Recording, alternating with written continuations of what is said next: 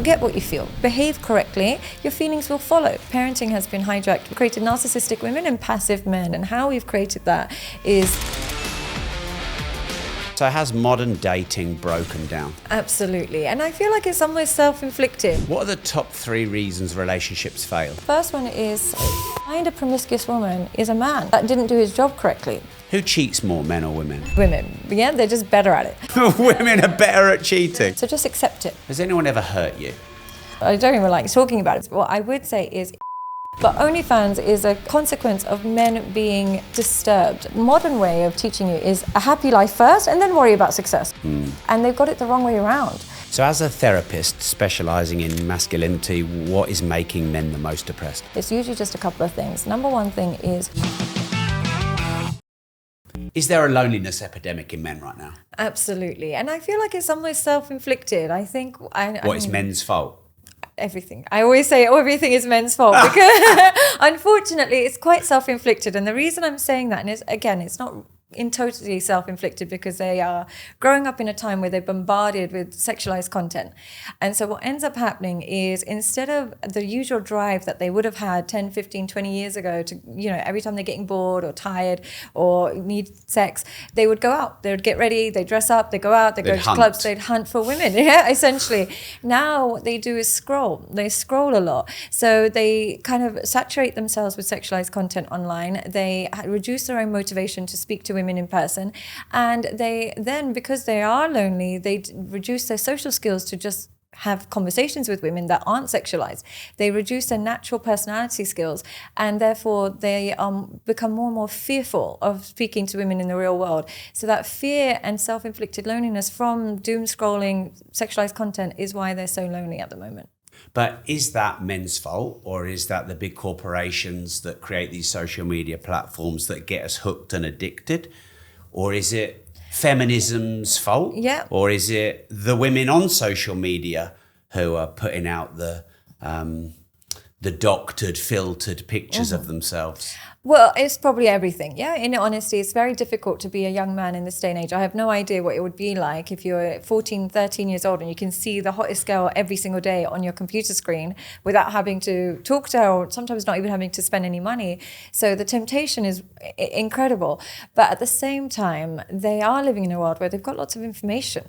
Maybe 10 years ago, they wouldn't have had so many podcasts explaining about the dangers of pornography. They wouldn't have had so much fitness content online. They wouldn't have had so much spiritual content online.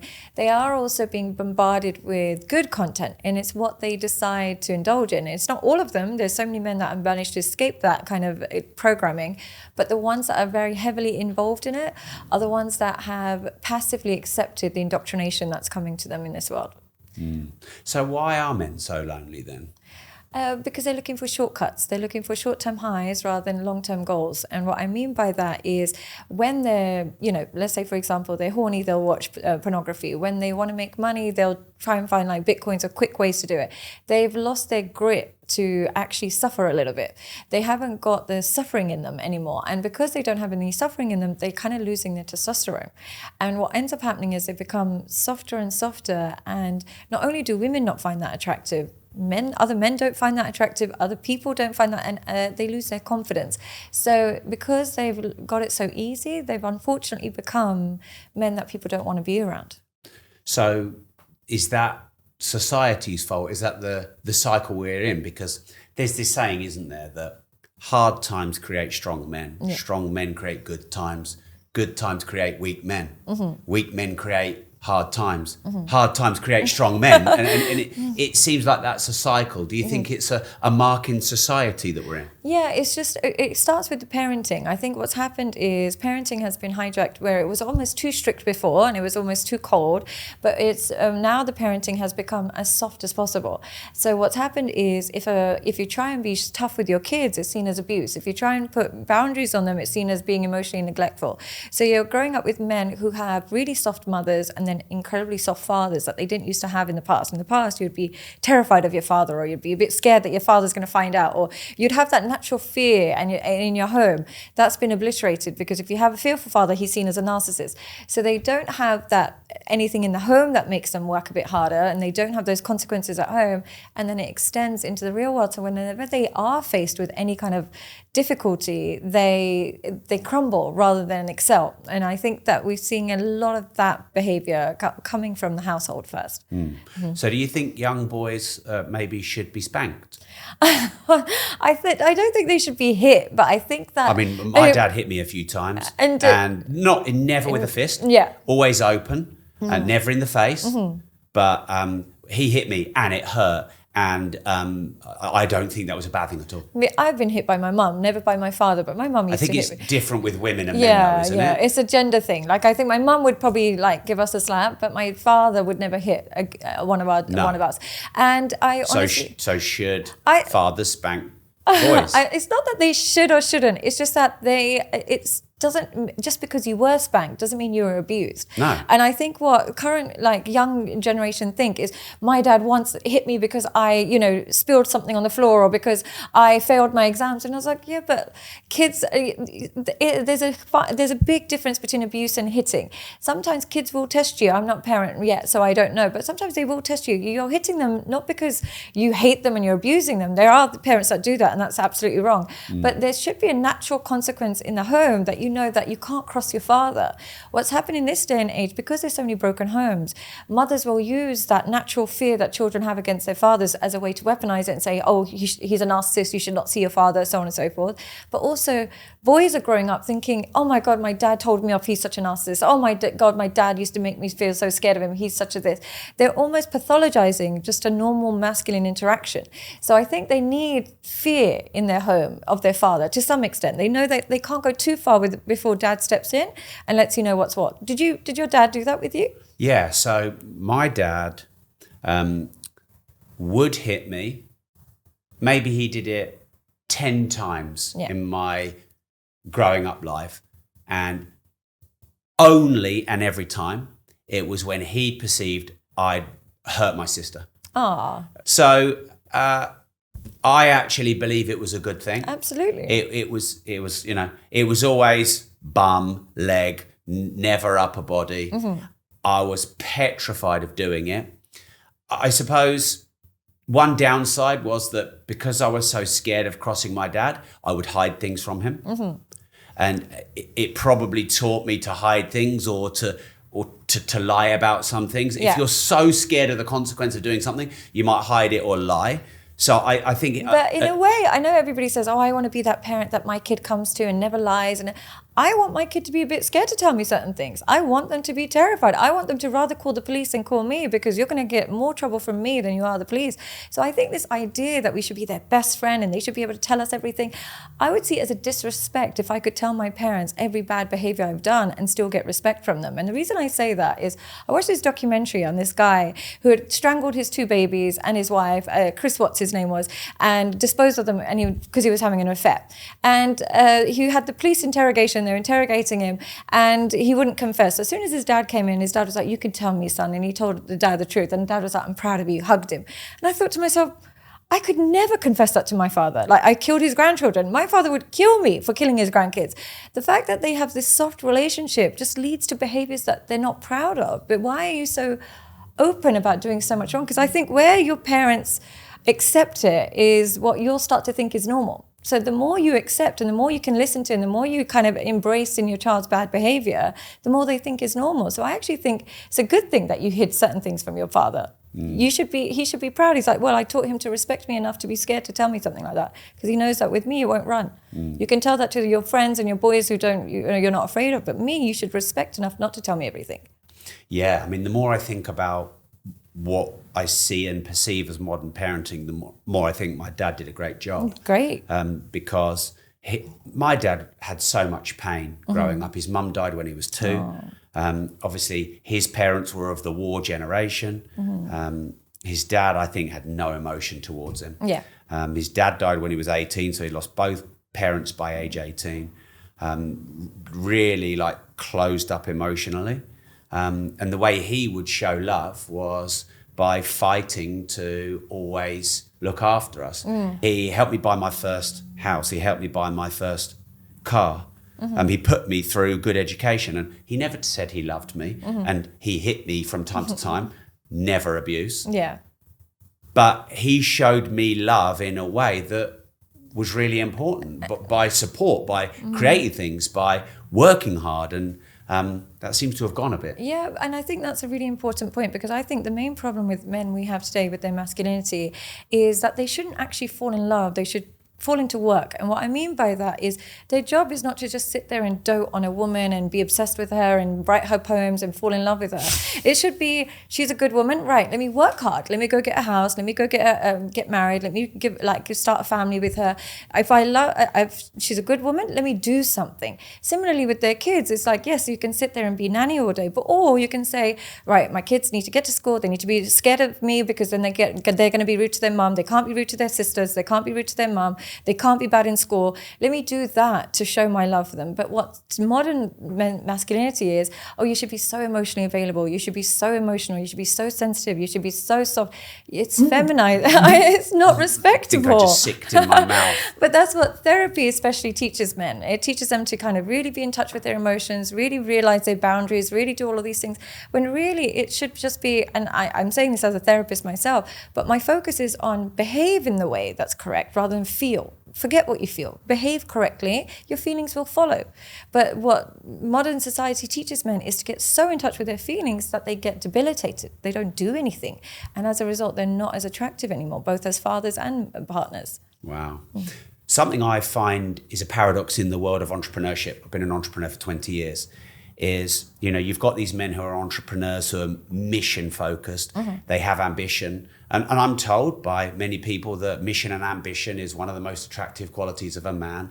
And then you've got women saying, oh, no, you can't be so busy. You can't work hard. You can't do this. You can't do that. Don't do that.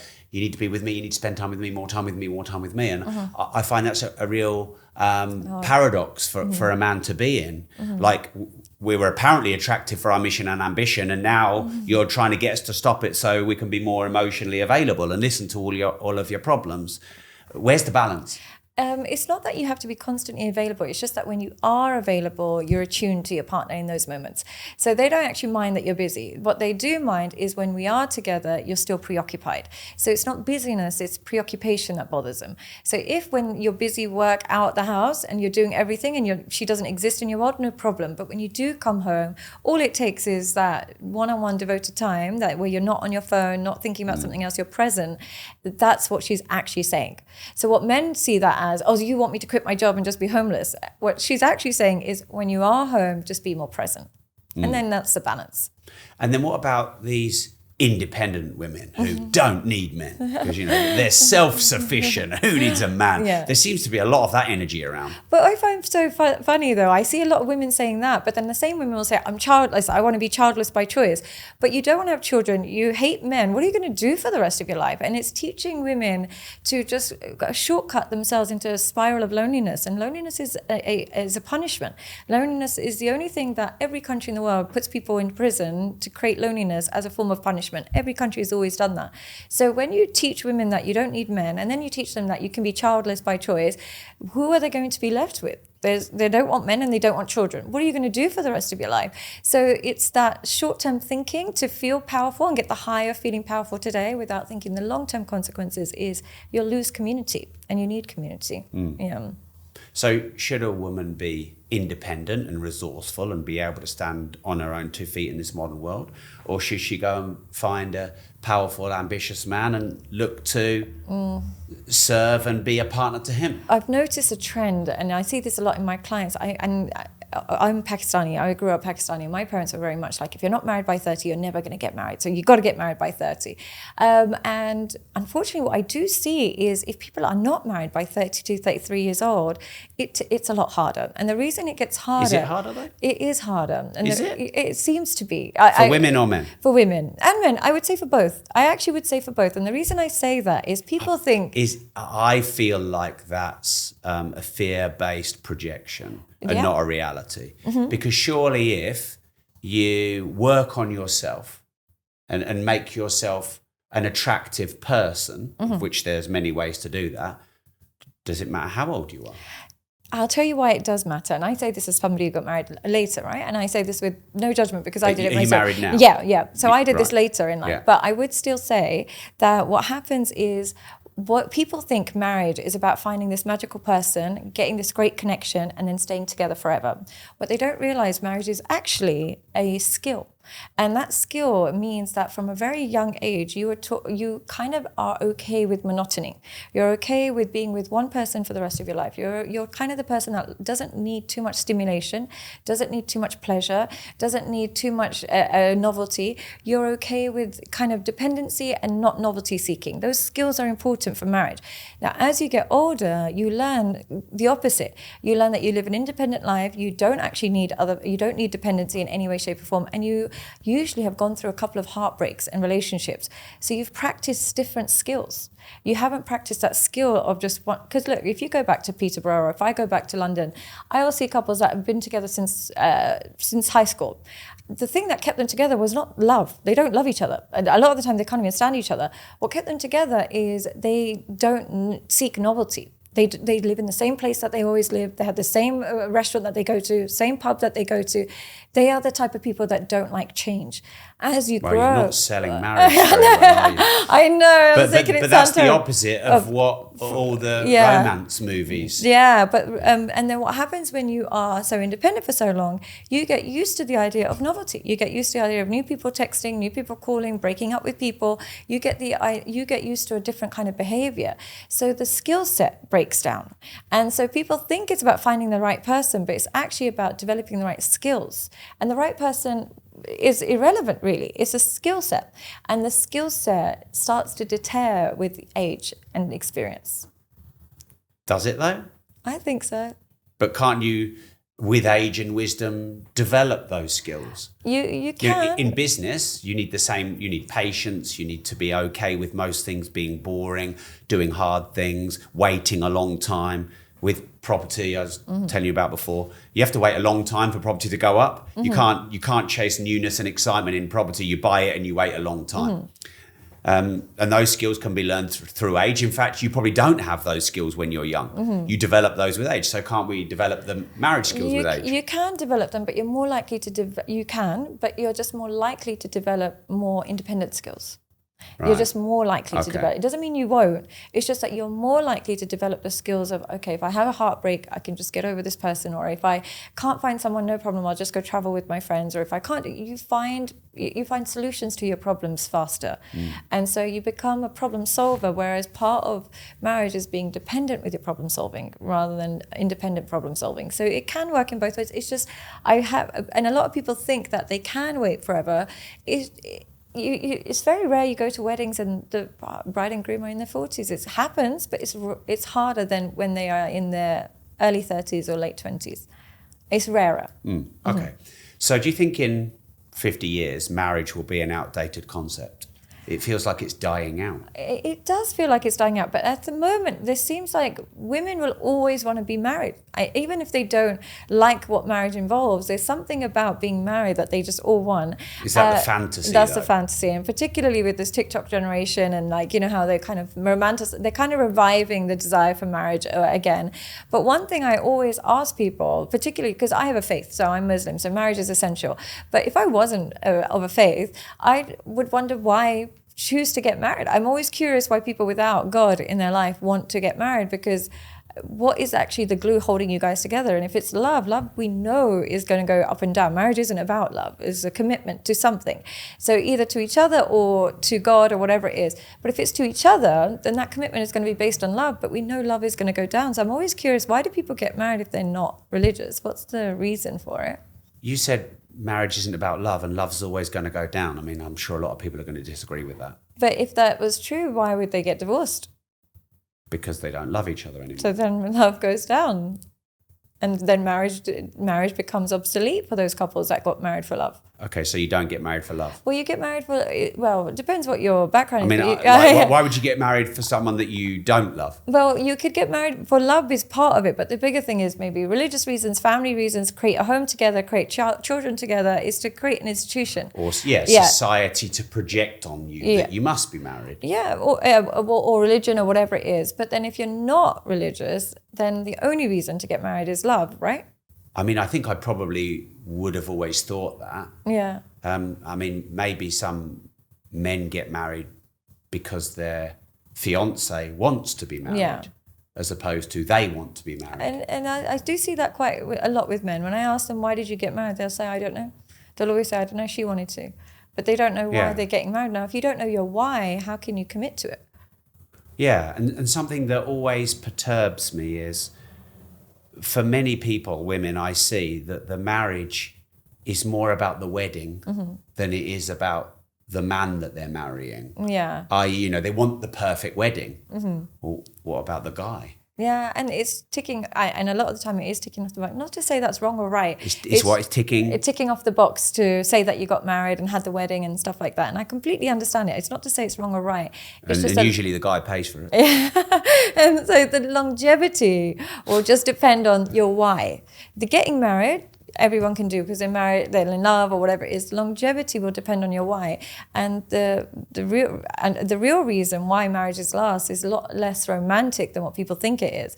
It's a lot to do with don't like change, don't want to start again, don't have alternatives, have a real lack of alternatives. That's usually the core behind a lot of marriages that do last. But people like to think it's love, but it's actually more practical than that. Right. And I think, or maybe fear of splitting up. Fear of splitting up, fear of starting again, fear of not having anybody else in your life. There's a lot of fear that goes involved in it. So just knowing the why behind it will give you a more practical approach to the longevity of your marriage. Who cheats more, men or women? I would say that it's very equal, but I know who hides it more, which is women. Yeah, they're just better at it. Women are far better. Women are better at cheating. They're far better at Why? cheating because men are a lot more naive than women are.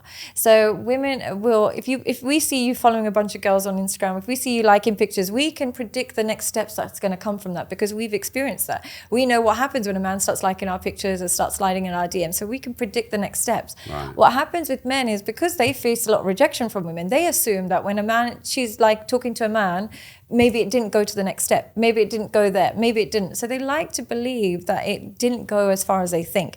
So that's the first thing. They're quite naive about where women and how women behave. The other thing is that men are just a bit sloppier with it. They really are a bit sloppier, whereas women will know because they're suspicious. They know how to hide the suspicions a lot better. So I think women are just a lot better at it as well. And whereas men might sometimes admit that they've cheated. They might tell their friends. They might tell a new partner, I cheated on my ex. I shouldn't. Women, you'll never get an admission. Literally never. Even with their best friends, they won't tell you that they're cheating on their husband. Why?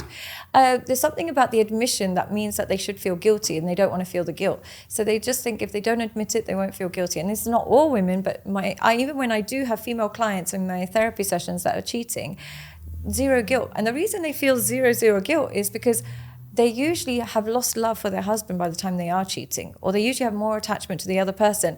So they don't feel guilty because they feel like they're in love. They care about the other person, or they don't care about the original person. So the moral obligation is only to the person that you're most attracted to or interested in. So they don't feel any guilt. Whereas men might still feel a bit of guilt because they know what's like, she's going to kill me, or she's going to probably take the kids from me, or she's going to do something. Whereas women are like, but I don't love him. So why would I feel guilty about cheating on him? Wow. So you think men and women might cheat equally? Equally, yeah. I would say women get away with it a lot more, but generally equally. And it really just depends on the couple itself. I would say the person with the least alternatives is probably the more loyal one. The one with the most alternatives is probably more likely to be. So you're saying there isn't really any loyalty? You're just saying that loyalty is options?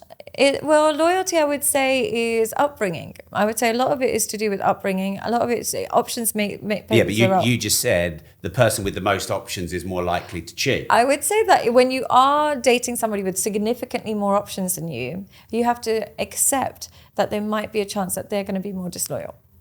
I think that's just common sense. If somebody is dating a celebrity, if I'm going to be married to David Beckham, I have to accept that David Beckham is going to have more alternatives than me. Chances of him being faithful are less than if I choose somebody who has a similar level of alternatives to me.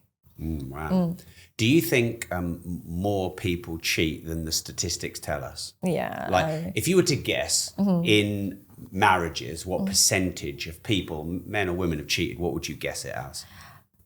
Depending on the culture and the background, but I would say, like, if I'm taking an average couple in England, I would say about 70% would have done something that the partner would consider unfaithful. So 2 in 3. Yeah, I would say something like that. But nowadays it's getting more like they might do it together. I see lots of apps where couples cheat together. Yeah, I see lots of apps where couples are meeting other couples and they're kind of like open to it. And because there's such a push for women, you know, to be a bit more promiscuous, it's now become a conversation where you can invite other people in or do stuff like that. So I think now what's happening is cheating has progressed into openness, which is a little bit concerning. Wow. So what are the 3 main reasons people get cheated on? For men or for, well, I would say let's both. Let's do men then women. So I would say, I can even say for both. Number one reason why people get cheated on is they're super naive. One thing that kind of creates almost a recipe for cheating is when you pick somebody and you believe their words rather than their actions. So I'll have people that, you know, wives come home at like 4 a.m. She's, you know, doesn't answer her phone for hours, or husband has, you know, got some suspicious text messages, and then mine will say, but she said she was here, but she said but she never said, but she said. They don't look at behaviors. Now, when you monitor people's behaviors, you'll know that, are they kind of like the type of person that's just exclusive and respectful, or are they the type of person who's just like a bit more likely to just do what's best for them? Now, if you look at people's behaviors, it's unlikely you'll get blindsided by a cheater. But every time somebody comes to me and says they've been cheated on, I was like, but what were the behaviors? What were the steps? And they're like, oh, well, we stopped sleeping together, and oh, she started randomly buying new lingerie, or oh, he started doing a lot more nights like away for work and stuff. So there were steps that they were a bit too naive about. And I know it sounds like I'm suggesting that you should be suspicious. I'm not saying you should be suspicious, but every time there's a shift in people's behavior and you don't question it and you don't ask the right questions, people are going to think that they can take advantage of your naivety. So are you saying if you get cheated on, it's your fault? Yeah, pretty much. Right. Only because, so it's not the fault of the person cheating, it's your fault. No, because cheaters select people who are naive. Cheaters don't check it. Like most people who are compulsive cheaters, they stay away from somebody who's going to put a lot of boundaries on them, who's going to say, look, I don't really like you talking to an ex-partner, or I don't like you going getting drunk without me and coming home at 4 a.m. I don't like that behavior. So cheaters will remove themselves from people with boundaries. They just do, because they can spot somebody who's got boundaries and self-esteem from a mile away and think, if I start coming home or not telling them where I am or switching my phone off and partying all night, they'll probably leave me. So why would I want to be with that person? So cheaters have a selection process, and their selection process is your lack of boundaries. So they select people like that. Now, if you are the type of person that kind of just permits everything and anything, you have to accept that you're going to filter out women that like boundaries. You're going to filter out women that like, you know, some respectful behavior. You're going to filter those out and be left with people who don't want to abide by relationship rules. Wow. What about relationships that have lasted a long time and then this happens, where maybe there wasn't the conscious thought when they started?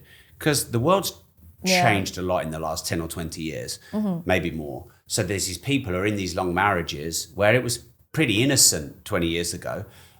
Like there wasn't any social media. You probably met someone in your local town, dated them. I mean, you know, I haven't dated forever, but when I dated, it was like, she's in the gym or she's in the bar and I've got to have a sip of my drink and breathe in and I've got to go and talk to her. Worried about, you know, hard rejection, like in person. So could you argue that you haven't had conversations, you haven't dealt with issues, and you've let things build up, and then someone's at the point where they're disconnected? Does it happen like that? That happens when there's a lack of intimacy, both physical and emotional.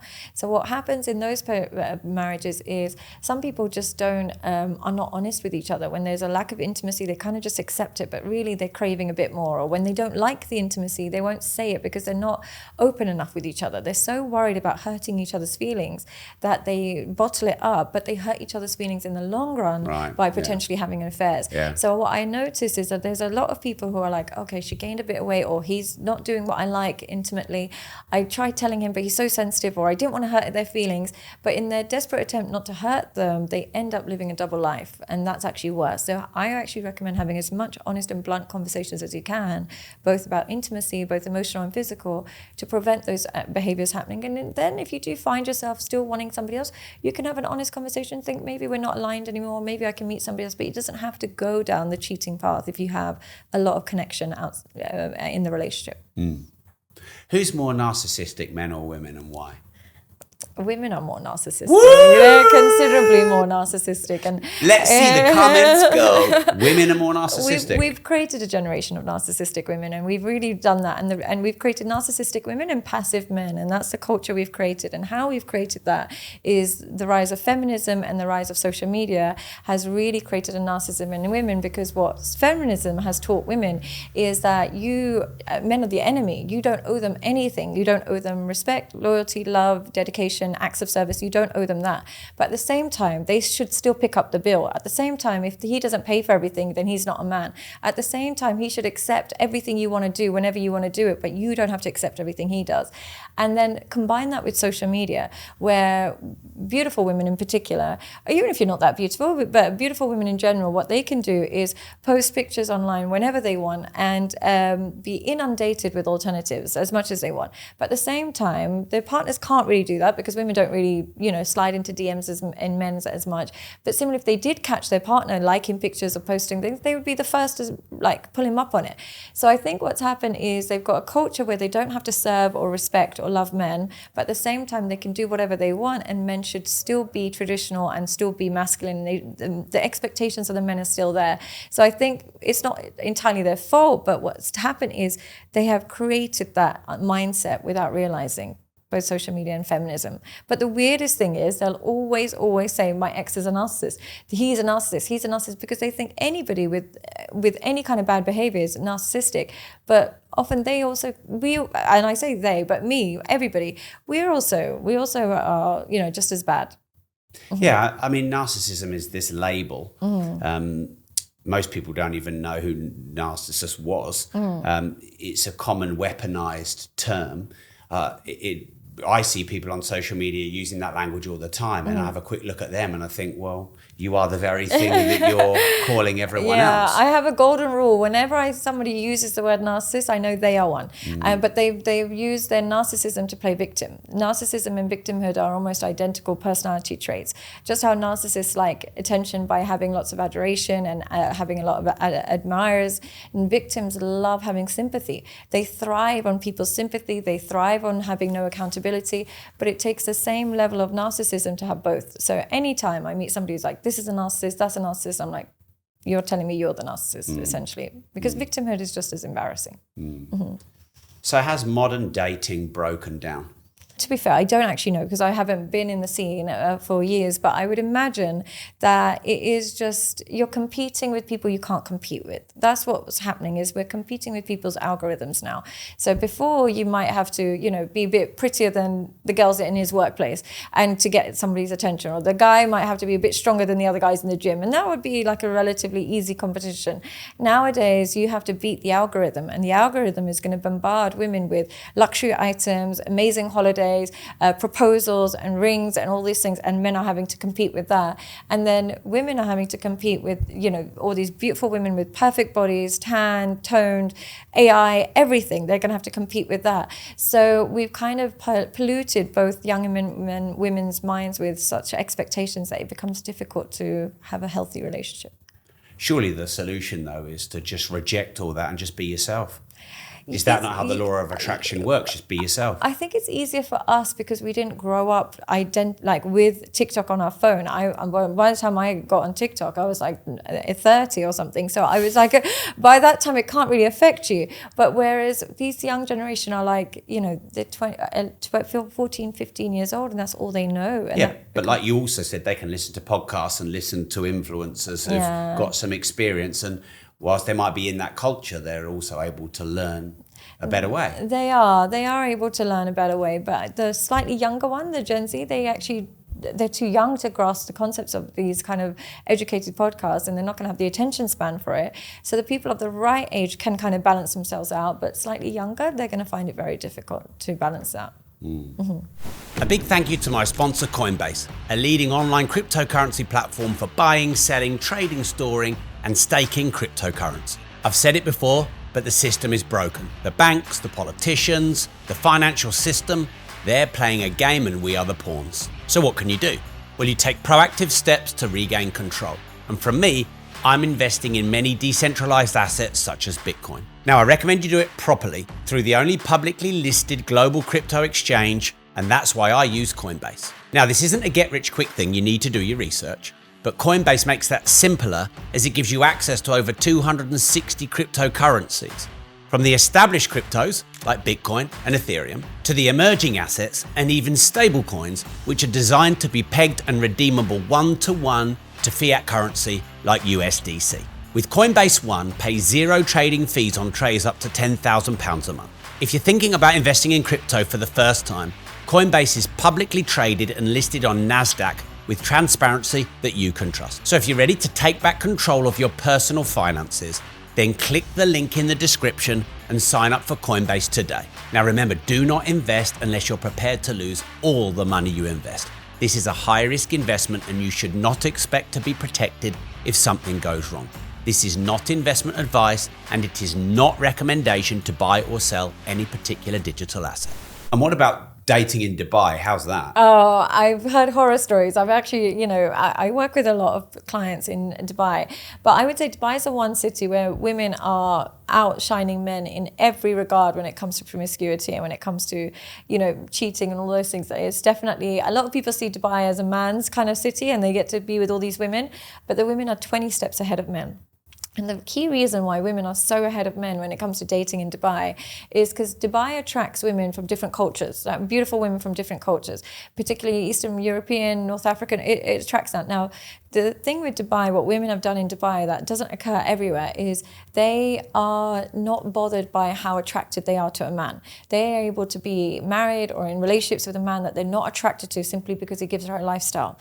Now, anytime a woman can forego attraction and just be with a man because he provides her with something, she has a very male mindset to sex and promiscuity, because most women, you have to get them attracted to you. That's the hard part, getting them attracted to you. Then, once she's attracted to you, she usually becomes really loyal because she's so attracted to you and she can't really be attracted to other men. But Dubai attracts women who don't care what you look like as long as you give them a lifestyle. So without attraction, there's no loyalty. So what will happen if another man can provide a better lifestyle, he's replaced immediately. Or even if he's not replaced, if she does meet a man that she's attracted to, she can use that guy while still having the perks of being with a man that she's not attracted to.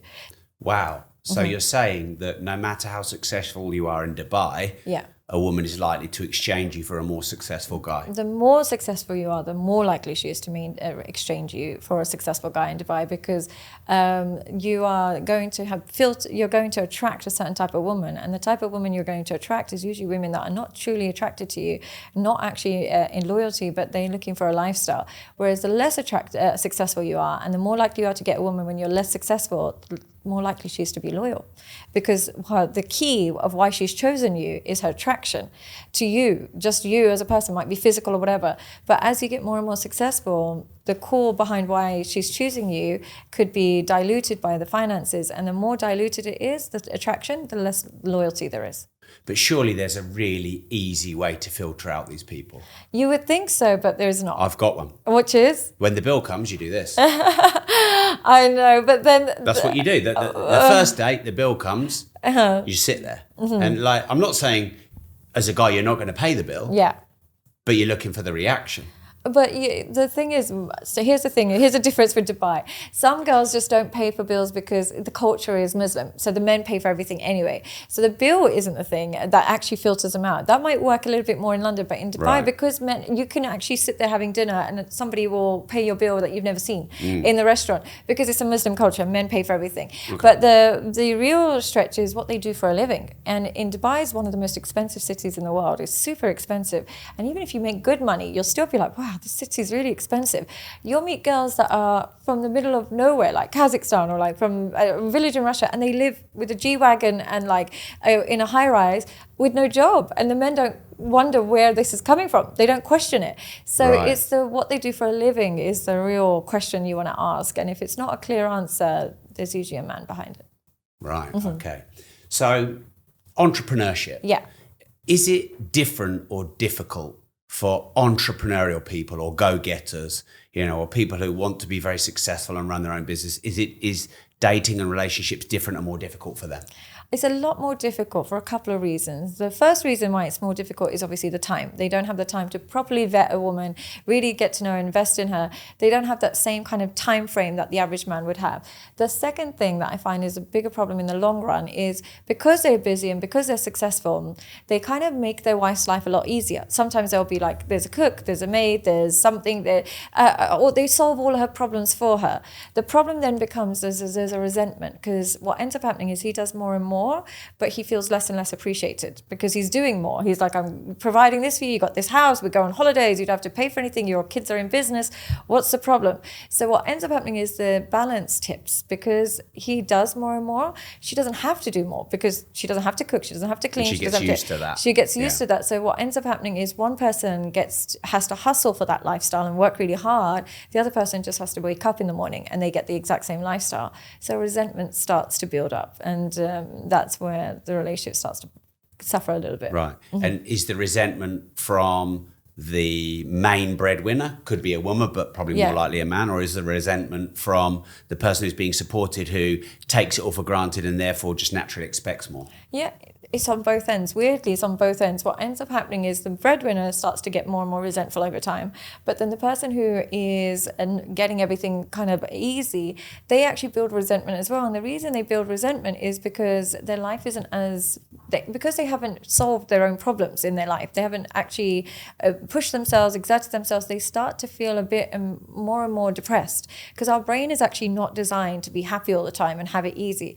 Our brain is designed to problem solve. And when women have it so easy, men or women have it so easy, and everything's just given to them on a plate, they will still find problems to solve. So they'll make problems. They'll say, you didn't come home on time, or you didn't this, or the hotel room's not. The brain is designed to find problems. So they end up becoming more depressed and lonely and isolated because they're not achieving as much by themselves. So it kind of can be difficult. This is not to make it sound like it's always bad. Sometimes it's beautiful. But usually it works best when the woman has really achieved in her own career before and really has a lot of skills, and she's done all of that stuff, but she's ready to now just relax and look after the family. But when she's never achieved anything and you've just thrown her into this really luxury lifestyle, she can start to develop a little bit of depression. Right. Mm-hmm. That being said, I mean, raising children, I mean, that's hard. Mm-hmm. And there's a lot of problem solving that goes on there. Yeah, but again, when you're really successful, you can provide a lot of nannies and you can provide help with that as well. So there's lots of problem solving with that. But one thing that happens with housewives in this day and age that probably didn't happen many years ago is that before, housewives would kind of have to cook from scratch and kind of had a community. There would be other housewives. They would have something that keeps them going. Now there's not that big of a community. Most women work, so they can't really just pick up a friend and say, do you want to take the kids to the park? They don't really have that community. And the second thing is now they've got social media, so they spend a lot of their downtime scrolling rather than connecting, and it can feel very lonely then. If you've just got kids and then scrolling, it's quite depressing. So I think it's not as healthy as it used to be, being a housewife. Mm. People talk about nannies and house help and everything else, but I think that can be really bad. Why do you not like it? Well, surely the one thing you shouldn't outsource in life is parenting. I know. Like if you think about it, your kids are asleep my son's asleep for 11 hours a day at the moment because he's 14. So the kids are asleep for, let's say, 8 hours. Mm-hmm. They're at school 5 days a week for 8 hours. Mm-hmm. What? And then you're going to get a nanny and a load of help. You as a parent have got the smallest amount of raising and impact on them. I think it's really bad. I agree. I do think that children need their parents because they need to pick up the same skills. What happens when you outsource nannies is children will behave in a way that's not you or your husband, because they're picking it up from the nanny, which is not bad or good, but it's just you don't recognize the behavior. But I would say that when I've kind of changed my mind a little bit from living in an expat country, because I live in Dubai, that I can see when you don't have family and you don't have your grandma and you don't have your grandparents and you don't have uncles and aunts that you can kind of help you, I can understand why they get a bit exhausted and think, okay, I just need some extra pair of hands. The problem becomes when those extra pair of hands are doing the nurturing. I can understand if they're just cleaning the house or maybe making sure that the bottles are warmed up or whatever, but when they're doing the nurturing and they're spending more time with your children than you are, the children do suffer. Okay. So apparently I saw a statistic that 10% of women aged 18 to 23 have an OnlyFans account. Number one, do you think that stat is accurate? Number two, that is shocking, surely. 10%. I think it might have been Western women, but I think it's in America. I think I read something, it was in America, 10%. 10% of 18 to 23-year-old women have an OnlyFans. What the fuck? But to me, that speaks more to what men are pursuing rather than because what I would say is if every OnlyFans creator was only making like $500 a year, there would be no industry. But even though... so you're blaming men for women doing OnlyFans? I am 100% blaming men for it because there are probably 100,000 content creators. I don't know the stats. But you blamed feminism earlier. For OnlyFans? I think that was for making them narcissistic. Yeah. For making them narcissistic, but I would say for feminism definitely makes women narcissistic. But OnlyFans is a consequence of men being disturbed, and I would say genuinely disturbed. And the reason I say that is because there would be not a single 18 to 23-year-old on OnlyFans if there wasn't a market for it. And the fact that there are 100,000 maybe content creators, but there are about 500 million subscribers. Now, nobody joins a job where nobody's paying. Nobody goes and volunteers to be an OnlyFans. They do it because they see women, at 22 years old, I see sometimes some OnlyFans creators, 22 years old buying a 5-bedroom house with a pool, or 23 years old and getting a G-Wagon. Now, it's but where's the self-respect for the woman doing that? Just showing the world their naked body and whatever else. I always say that no matter how bad a woman is, the person paying to see that is always more of the scum. She can be always, like, she might be a piece of shit, but you're paying to see that piece of shit. I never said these words, by the way. Yeah, you're paying. So it's like, because look, even when Ted Bundy, the serial killer, he was doing like his court case, and he proposed to one of the jury members, and she said yes. She's more of a piece of shit than he is. And the reason being is you're seeing all of this and you're rewarding it. You're seeing it and rewarding it. Now, bad behavior can only flourish in a society where people reward it. Now, the men that are paying they say the statistics on the men paying are considerably older. They're like in their 40s onward. They're usually married. And what content creators... So you've blamed men, but if men were happy in their marriages, maybe they wouldn't be doing that. Well, I think if they were masculine men, they will always be happy in their marriages because they pick good. Masculine men, the reason... But you can pick good and things can change over time. But then you can leave in those moments rather than become an OnlyFans What, so you get married and then you just leave when things get hard? Well, you don't have to get married. No one's asking you to get married. The reason why the men that subscribe to OnlyFans, the ones that are the married ones are there, is because they're usually these dorky, passive men that just got married because their wife told them to, don't have the guts to tell their wife that they, are not attracted to her anymore, or are not a man that she's attracted to, so they have no intimacy. They're usually weaker men. You won't find really strong, masculine, healthy men all night subscribing on OnlyFans. It's an impossibility. So what's happening is these women are preying on these really, submissive, weak men. But the fact that they're making so much money means the submissive, weak men are the predominant cohort at the moment. So I would always say, look, I come from Pakistan and I come from a very strict kind of culture. Now, the reason why OnlyFans doesn't exist in Pakistan is because there's no market for it. If a woman was to kind of be naked online, I'm not saying this is good, but she would be threatened, our family would be threatened, she would never be allowed to be put on that because the men don't reward that behavior. I'm not saying they're perfect, but they don't reward that behavior, so there won't be a market for it. She'd have to go to America and the men will reward it, and then the women become like this. So wherever we see women losing their femininity, wherever we see women losing their morals, we always ask the question, where's your father? Where's the dad? Even when you see strippers and you're like, I wonder what her dad thinks, because we all recognize behind a promiscuous woman is a man that didn't do his job correctly. So whenever men don't do their job correctly, we create a society of women who are capitalizing on these weak men. Wow. Do you think in Pakistan you could get away with having an OnlyFans? You're from Pakistan, I'm from Peterborough. You have to come and see, but it would be an impossibility. It wouldn't even happen. But what's interesting is you threaded it back and blamed the fathers. So as you know, Andrew was on my show, Andrew Tate recently, and with Bonnie Blue. And Andrew Tate blamed people like Bonnie Blue and OnlyFans on feminism. So you're tracking it back to the fathers not raising the daughters and sons properly, and he's tracking it back to feminism and being independent and powerful, and you don't need men and emasculating.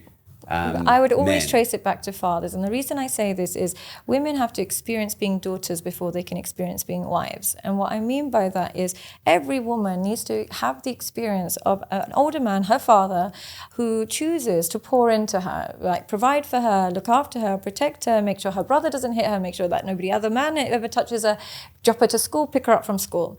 That's what a woman has to experience. She has to experience being a daughter first. That protective man that's like anxious when you leave the house up until you get in the door, until he hears, and I have this experience with my father to this day, when I'm staying in his house, until he hears the key and I'm home, he won't go to bed, ever. Now, when you experience that as a woman, you know to trust men, you know to love men, because they've given you that experience. Then what ends up happening is you know how to love men back because you've experienced it. So then you become a wife and you think, men are actually loving, caring, and they do a lot for you. You pour back into them. So once you've experienced being a daughter, you can then be a wife. Now, you can't skip that step. So what will happen with women that don't have fathers is they'll either date really older men and they kind of fetishize, they fetishize old men. So they'll be like 15 years old and having a crush on, like, I don't know, an old man that they see on TV, maybe like a Simon Cowell or something like that. They'll have a crush on an old man because they didn't get that father figure. Or what they'll do is compensate for that lack of father figure by seeking validation from several men at the same time, but not loving them. Now, you have to experience being loved by a man in the form of a daughter first before you can go on to love them as a wife. You can't skip that step. So the reason I always will bring everything back down to men is feminism doesn't run in Kashmir, where I'm from, in Pakistan. It doesn't run. Why? Because the men are so strong in their household. What's happened in the Western world is the men allow the women to become the fathers. The men are more passive. The men let women and their daughters do whatever they want and they say, as long as you're happy, as long as you're happy. They don't say, I don't care if you're happy, you need to do what's good for you. Fuck your happiness, what's good for you? They don't say that. So without that experience, they can't train women to trust and respect men. Wow. What are the top 3 reasons relationships fail? I would say the first one is selecting poorly. The first and foremost is a poor selection. And why that? Anytime you speak to somebody who's going through a divorce, they'll always say to you, oh, in the beginning or before we got married, this did happen, that did happen. So the main reason is you're the type of person that sees all the red flags and thinks that if you love her or him enough, you'll get through it. Sometimes you have to understand that you can love them, you might get married, but that red flag's not going anywhere. So just accept it. And your relationship will only work if you can accept the red flags that you saw in the beginning. If you can't accept them, at some point you won't be able to accept it any longer. So I would say selection is the main reason. And then the second or third? Second reason I would say is having a lack of appreciation. And that's becoming a lot more common because we are hijacked by algorithms, but not appreciating what your partner does for you then breeds resentment and anger. So it also reduces, your connection and your intimacy. So if you genuinely see everything that your partner does in a negative light and you can't be grateful for the good things that they do, you will always find yourself disconnected to them. So I think a lack of appreciation. And the final thing I would say is keeping alternatives open. People who stay together quite some time, they find it easy to be monogamous. They find it easy to ward off alternatives. That's not difficult for them. What's really difficult is people who have never been monogamous, who've always been tempted by other people, then choose to get married. Marriage is for monogamous people. It's not for people who find monogamy difficult. If you find monogamy difficult, no problem, but just don't be married. It's probably not for you. But if you're the type of person who naturally finds it easy to be faithful, go ahead and get married. You won't find it too difficult. Mm. Mm-hmm. Are you kind of like a modern day pickup artist coach? Do you think I am? I don't know. I'm asking you. I would say I'm the modern day masculinity coach. And I know lots of men are like, oh, what can women tell you about masculinity? What can women ever know about masculinity? The reason we know is because we know what we respond to and we know that what we don't respond to. And the only thing women respond to is masculinity, nothing else. I'll meet men that go to therapy and I'll have a couple and he'll say, she doesn't respect me and she dismisses my feelings and my feelings are valid and blah, blah. And I said, look, the only thing and I've gone to therapy and I've worked on myself, and he talks like this. I said, look, the only thing women respect is masculinity, nothing else. You can be a therapist in the making, you can be a billionaire. But if you're not masculine in either of those areas, if you're like, if you're like a Jeff Bezos or Mark Zuckerberg, you might be a billionaire. But if you're not masculine enough, you won't have enough sex appeal to keep her interested in you. And I think that's what men forget, that it's the only thing women respond to is masculinity. And what is masculinity? The ability to provide, protect, and have children. That's it. Be a responsible man. That's all it really is. It doesn't involve writing poems and being, going to therapy for hours on end and, all of this nonsense. It's just, are you providing? Are you protecting? Are you procreating? Beyond that, it also just means being less emotional and more logical. I know people are telling you need to be emotional, you need to be sensitive. No, the truth is women don't respond well to men who are sensitive. They don't respond to men who know all their problems. They respond to men who can solve all their own problems. So the more of a problem solver you are and the more masculine you are, you'll be fine. What do you think? I mean, you would know what women want more than I do because I'm not a woman. And also you're a therapist, so I guess you've had many men as clients. Yeah. So you would know that part. I suppose in terms of being a man and what masculinity is, because that's a hot topic right now. And I think there's all these people who call themselves alpha and sigma males. I just don't think that's what masculinity is. No. I think we've got to get rid of all this bravado. I definitely think someone who can solve problems for someone. Like if you're the leader of a company and you're very good at solving problems, you're going to attract good staff. Yeah. So I definitely think a very good problem solver. I agree that it's quite feminine to wallow in and go through and bathe in all your emotions. And I think that that's a feminine trait, not a masculine trait. And my son's 14 and I'm now seriously thinking, do I have to teach him how to fight and defend himself, where it used to be safe in Peterborough and now outside a shopping centre, the biggest shopping centre in Peterborough, in broad daylight, you've got teenagers stamping on other teenagers' heads. Awful. And, you go to London, you wear a nice watch, you could get stabbed and murdered for that. So I think, as a dad, teaching your children to look after themselves. You talk a lot about, people talk a lot about, how you teach a child. For me, I think it's just preparing them for how the world is. Yeah, and I think that's the main thing. A lot of will teach you that you just have to give them unconditional love. Lots of unconditional love. You got to, validate their feelings, and then they'll feel loved. And as long as they feel loved, it's all good. The real world's not going to love you. The real world is probably going to hate you. So you give them love. Absolutely, you give them love. But the key is, like, again, I know I bring it back down to my culture a lot. But one thing I would say that I hated growing up, and I think I see it in Chinese families and Indian parents and Pakistani as well, they don't really care about like you becoming happy. All they care about is get married, have children, be successful with education. Those three things. And they've instilled that in you. Now, Western world will see that as narcissistic. Like, you shouldn't do that. You should just love them unconditionally. But I think what that culture understood is by getting married, having kids, and focusing on your education and work, a byproduct of that is you'll be happy. A successful life is a happy life. But what the modern way of teaching you is a happy life first and then worry about success. But actually, happiness is an outcome of success. And they've got it the wrong way around. They don't want their kids to be successful anymore. They just want their kids to be happy, love. They don't realize that children actually thrive when they are problem solving, when they are exerting their maximum effort, when they're trying their absolute best rather than being unconditionally accepted for all their nonsense. So I actually think that we need to take away the unconditional love obsession and replace it with you unconditionally want what's best for them, even if they hate you in the moment. And even if they dislike your parenting, you know what's best for them and you encourage them to achieve that rather than just love them through every poor behavior that they might have. Which is why I see so many kids like confused with their gender, confused with this and with their sexuality. And it's because they have parents that will be like, whatever you want, whatever makes you happy. Kids don't even know what they want for dinner. They don't even know, if you take them to a restaurant with a big menu, they don't know what to choose. So you're telling them you can choose your gender, you can choose who you be with, you can choose. Kids are not equipped for that. The whole point of having a parent is to help you filter out the bad decisions, to make better, streamline you to better ones because they've got the experience. So I think that that's one of the problems I'm seeing a lot with parenting. Yeah. So as a therapist specializing in masculinity, what is making men the most depressed? Their poor decision making. Always, always, always. Every time you are a man and you have any form of depression, it's usually just a couple of things. Number one thing is you're a poor decision maker. You take too long to make decisions, or you make the bad decisions. You don't have a trust in your judgment. And why you don't have a trust in judgment is the second problem, is because you're not a problem solver. You have a bunch of problems in your life, you think about them, you worry about them, but instead of making an executive decision to solve those problems, you will just stay stuck. And as a result, you're always doubting your own decision making because you don't know how to solve your own problems. And then I think say the final thing that causes them depression is when they don't fulfill their potential in life.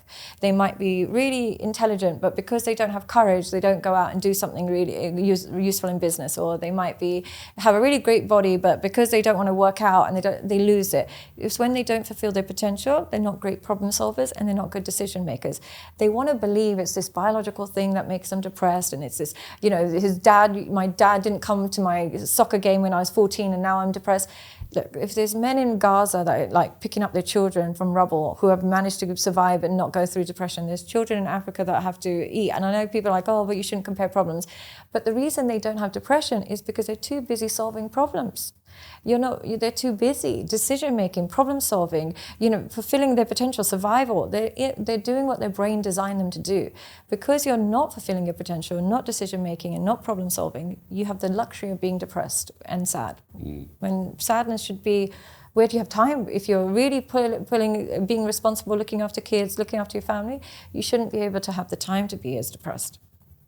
Which I know they're going to hate in the comments. They can hate all their life. Yeah. It's interesting you said, you're basically saying depression is a behavior. It's a behavior. It's a behavior. You do the right things, your brain will follow. It's not, you don't listen to your brain, and your brain's going to tell you a bunch of nonsense. But you do the right things. So if you're a man that's depressed, look at your work schedule. Are you working as hard as you should be? Have you fulfilled your potential in work? Have you fulfilled your potential with your body? Have you made the right decisions in your life? Have you spent correctly? Trace everything down to a decision, change that decision, you won't have depression, I promise you. You can stay on antidepressants for the rest of your life because your doctor told you your dad was a narcissist, but that's not the truth. So as a therapist, what's the most shocking thing you've heard a client say to you?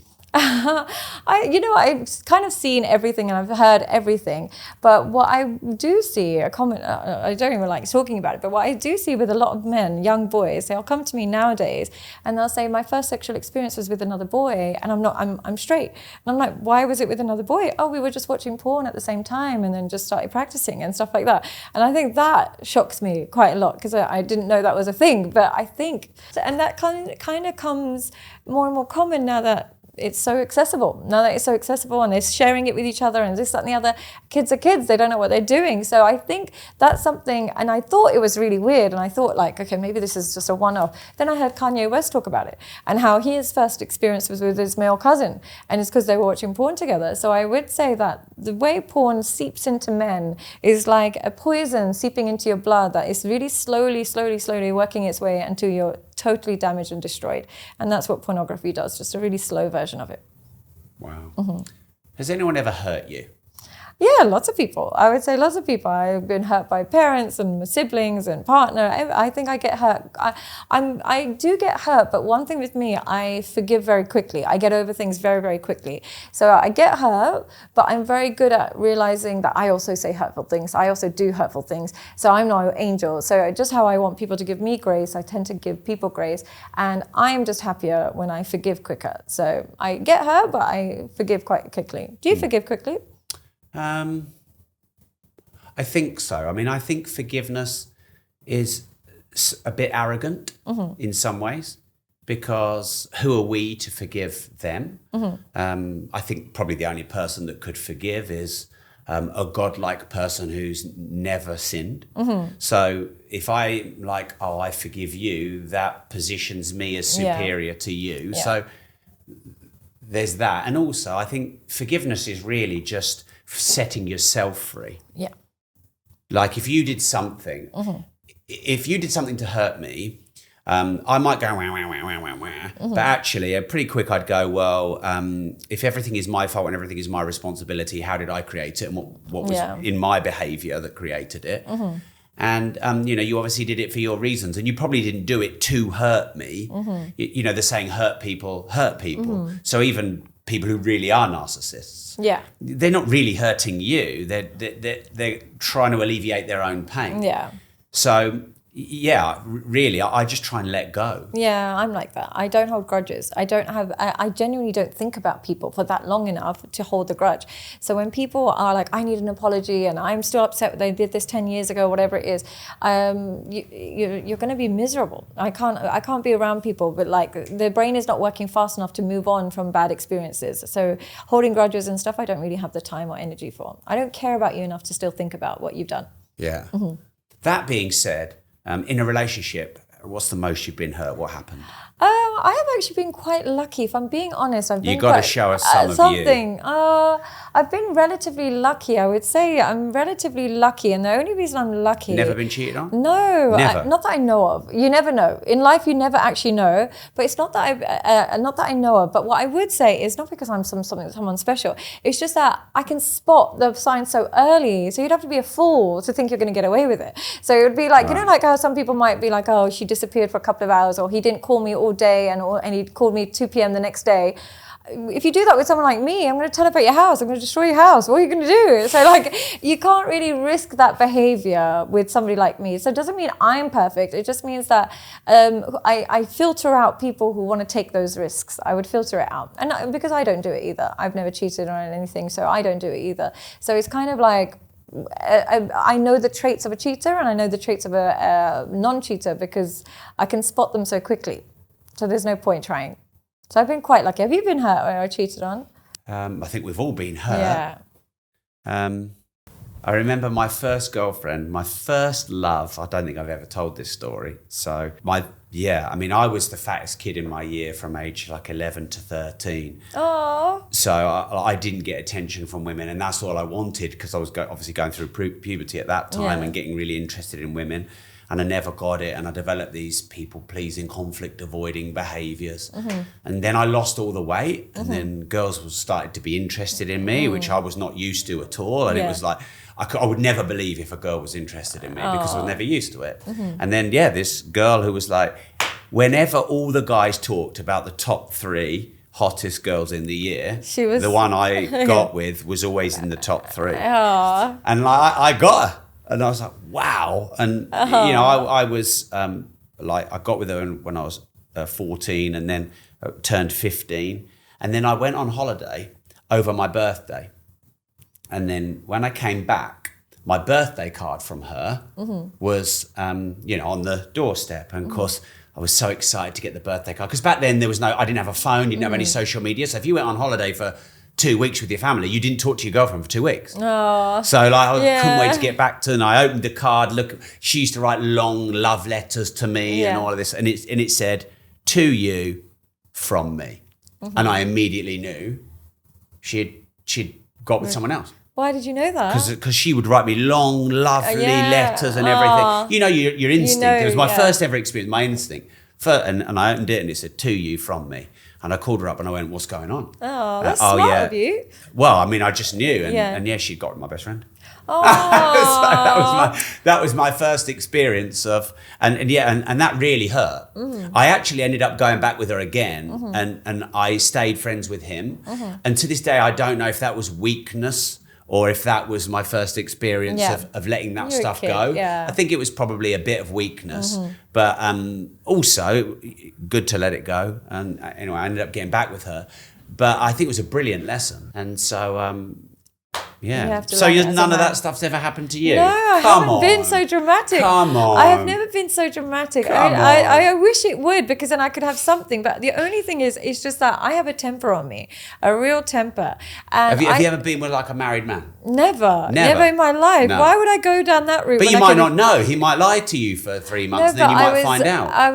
When you're young, men are not married when you're young. It's kind of like when you're a bit older that might happen. But when you're young, that never really is happening. Sometimes things just happen. You're 3, 6, 12 months in and then you find out.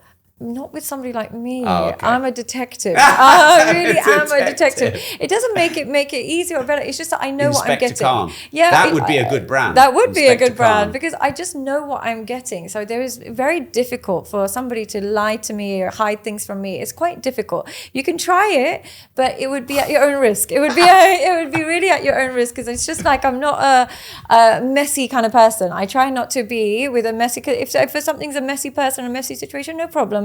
It's just not what I would be bothered to get involved with. So I try and avoid messiness, but then again, you never know. So I always say that I always say as far as I know. If I knew more, you never know. But I personally have never been in that situation where I've caught text messages or I've walked in on something. I've actually never seen that situation. But I would always. Maybe it'd give you more skills and knowledge and experience. It probably would. I really think I miss it because one of the things I do say, I always make it out like it's so easy to walk away from somebody who cheats on you. I kind of make it out like, but why would you, if you've never been cheated on, if you've never been cheated on, and that's why I think that it's actually quite a diluted experience because if you've never experienced it, how do you know? No. And all of my friends that are like similar to me will say, yeah, you should never, you can easily just leave. They've also not experienced it. So if you've experienced it, then I think it's probably a bit better to give advice. If I'm being honest, it's probably better to take it from somebody who's actually experienced it. But from watching people in that experience, I know that when you do forgive any behavior, chances are it happens again. So only forgive behaviors that you don't mind if they occur again. And so if I did forgive my husband for cheating, I would expect him at some point probably to do it again. I wouldn't be naive and think, oh, he's never going to do this again. It will never happen. I'm going to assume that at some stage it might happen again. And I have to be okay with that if I'm going to accept it. Okay. 3 biggest relationship fails, firstly from men. Too passive, non-dominant, and that means in every regard. One of the biggest mistakes that men make is that they're not dominant enough, and what that does 2 things. Firstly, you attract women who are dominating. If you are a passive man and you're not dominant, you're going to attract a very dominant woman who likes that because the average woman quite likes a little bit of dominance. So when you're going to attract a very dominant woman, the problem with being with a dominant woman is that she, even though she likes that she can dominate you because she's a strong woman and she kind of needs like a passive puppy, she can't respect it. So she'll like it because it makes her life easier. You'll just do everything she tells you to do. She doesn't have to worry about you cheating. You make her life easier. But she loses the respect, and then you also lose sex appeal to her. So it works, but it also doesn't lead to respect and it doesn't lead to chemistry. So I'd say the first thing is to not be dominant enough. The second mistake I would make is being too lustful. So when you attach to women solely on their appearance because you think that she's the best you're going to get or because she's so hot or whatever it is, solely on appearance and nothing else, then you're going to always suffer because you're always going to become submissive. Because of that, you put her on a pedestal, you're going to automatically become submissive and then she's going to lose respect and love for you. And the final thing I would say, this is not for the passive man, but this is more for the men that are a bit more narcissistic, is not showing appreciation when you do have a good woman. The third mistake I really see is when they do have a good woman who really treats them well, is really loyal, is just wants a good, easy life, and you take her for granted. And she's the one, because she's not materialistic, you think, oh, I don't need to buy her anything, she doesn't care. Or because she doesn't ask for a lot, you give her your bare minimum because she doesn't ask for a lot. It's when you take advantage of the good woman is the final mistake I would say they make. Okay. And then the 3 big relationship fails from women. I would say it's a bit trickier for me to talk from the women's perspective because I'm probably thinking about myself. But I would say the first mistake that you make is you ignore the red flags. And you think that, if he's, been with lots of women, or if he's got an addiction, or if he doesn't work, or he's got some kind of problem, you think that it will get better. You think it will get better. You almost have to pick a man thinking he might never change. He might never change. Some do, you get very lucky, they completely change, but majority might not. So you have to pick him knowing that if you married him tomorrow, would you be okay with the behaviors he shows today? And if the answer is yes, he's perfectly fine, no problem. But if you're thinking no, but then I'm hoping the addiction will stop, or the cheating will stop, or he'll finally get a job, it's not going to change. So I would say the first thing is probably ignoring those red flags. Second thing I would say is, this is more for the women that are a little bit, very loyal and loving, investing in men way more than they invest in you. So because you like him and you love him, you're giving him your everything, even though he's giving you very little in return. And the final thing I would say, if you're a woman that's on the other end, is when you do have a good man, you replace him for a man that's more exciting. When you have a good man, maybe he's not the most exciting person in the world, but he's a good man. He treats you well. And then you see this, sexy guy at the club, or you meet this personal trainer that you have a crush on. Letting go of that good man for that toxic kind of man is another mistake that women make. Okay. So we've got a little quick fire round now for the last few. Would you rather date a bad boy or a nice guy, and why? Bad boy. Why? Nice guy I can't respect. Bad boy, even though I don't like that behavior, at least I respect that he's being himself. But maybe a nice guy is being himself. But then he's probably being nice and he's not being himself. Bad boy at least is taking the risk to be disliked. And because I respect people who are authentic and can be disliked, because I do that myself. So I'd always respect a person who's willing to be hated than the guy that just wants to be liked. Okay. Wow. Why did you leave the UK? I don't like the energy in the UK. I don't like the way that the crime is so high. I don't like the fact that people aren't genuinely happy for each other. And I don't like the fact that I pay so much taxes and see none of my money coming back to me. And also I don't like the weather. Whereas where I live now, I feel like no taxes. The government's super generous with you. There are flaws in every city. But as far as giving you a standard of living, I think Dubai is probably at the highest. What do you think of Andrew Tate's relationship advice? I think it works if you're not looking for marriage. If you're not looking for a marriage, an authentic relationship with children, and you're just looking for relationships, quick relationships, or people to have kids with, which might happen for a lot of men when they're super successful, marriage just doesn't fit their lifestyle. So if you're that kind of man and you're just looking for short-term, just kids and having excitement, it works perfectly fine. But if you're looking for a marriage and a more monotonous lifestyle, it won't work in your favor. What's your biggest failure or regret? My biggest failure, I would say my temper. As a person, I'm quite a temperamental person. I can lose my temper quite quickly and easily. I come down for it very quickly and I lose it very quickly. So I would say that it's a real regret every time I'm disrespectful, or every time I'm rude, or every time I'm impulsive. I hate that. And I can't seem to control it. And it hasn't changed over the years, even as a teenager to now, it just doesn't seem to calm down. So that is my biggest failure, I would say. Which you wouldn't expect, would you? You'd think I'd be a little bit more calm, but I'm actually a bitch. Well, I don't know you well enough to judge. This show is called Disruptors. What does that word mean to you? Someone who is willing to go against the majority, to stand up for what they think is a better way of doing whatever, said task. And how do you deal with haters? You have some haters, don't you? I have a lot of haters. But one thing I would say is I'm lucky in the sense that the people I like and the people I respect and the content creators I really admire show me the same respect back. The people I find disgusting and the people that I find really gross are the people that really dislike me. So I look at the quality of the haters, and only if I was getting hate from people that I admire, I would feel it. But if I'm getting it from people I actually look down on, I kind of don't really take it too bad. I'm quite strong with that. Okay. Well, thank you very much for being on the show. Thank you for having me. Thank you so much for having me. Where are you most active on socials, and what work are you doing? I'm on Instagram, Sadia Psychology, and I'm also on TikTok and YouTube. Is that also Sadia Psychology? Sadia Psychology. Yeah. And I have a program that is designed both for men and women about mastering masculinity, and also making sure that your relationship, you master yourself, master the opposite sex, and then master relationships. And then I also do where group can coaching. People find out about that All program? on my website. Oh, okay. Yeah, all on my website. So your website, what's the URL for that? SadiaPsychology.com. Easy. Nice and easy. Sadia Psychology, everything's there. Everything's there. All right. Thank you so much. Thank you.